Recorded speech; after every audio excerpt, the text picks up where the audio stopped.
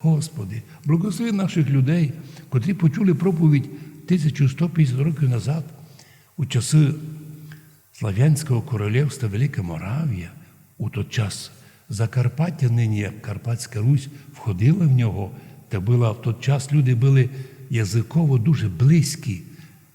Язикові різності були мінімальні, тобто це був один слав'янський народ, а як сказав київський літописець Нестор, а руський язик і слав'янський єдно.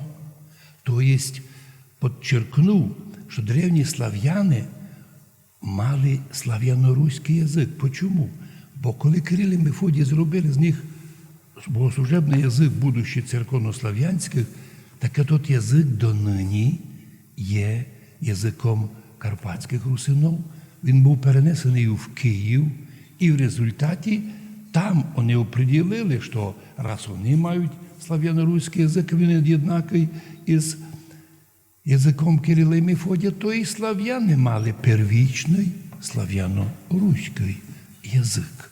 Господи, поможи нам, щоб ми знали, що церковно-слав'янський язик використовується не тільки як богослужебний, а як язик історичний, язик перевода унікальнішого документа Септуагінти, то є священне писання Старого Завіта, котре було переведено за сотні років до рождення Христа, до тих моментів, коли Христа не приймуть і будуть міняти пророчества. А тут переклад попав у руки слав'янорусам, в тому числі і нам, і ми нині держимося і в Закарпатті. Ніколи ніхто не мав плани міняти богослужебний язик на якісь новенькі, маленькі, ограничені по богословським вираженням язики, а держатися широчайшого, унікально багатого язика церковнослав'янського, де 4 форми минулого часу, де є збережений аоріст, тобто надвременний, де у язикові закладені настільки мудро, граматично ті граматичні форми, що донині він унікально співучий язик. Чому наші дяки і вся церква знає виспівувати церковні тексти? Бо вони з самого початку були так складені, щоб були придатні для співу богослужебного.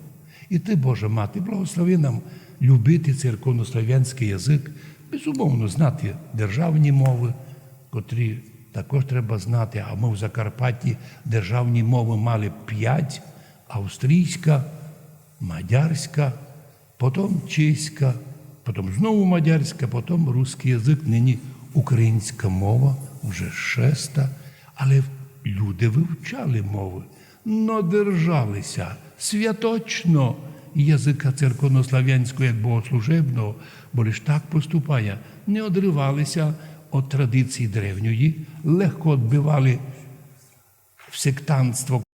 І донині ми зберегли те, що Кирил і Мефодій передали нам, а віруємо в вічності. Бог по нашим трудам, по нашій вірі, по подвигу держатися в'єдно з канонічною церквою нині в Україні, де предстоятель блаженніший митрополит Онуфрій, ми тут діти Божі, вірні діти Божі, биті, переслідувані, обозвані ворогами і шпіонами, а у вічності віруємо, в'єдно зо святими, нині поминаємо єпископом Римським Гаїєм, а також із святими жінками, з архідіаконом Євплемієм, з преподобним мучеником Фьодором і Василієм Києво-Печерськими, і з усіми святими зможемо наслідувати Царство Божоє. Амінь.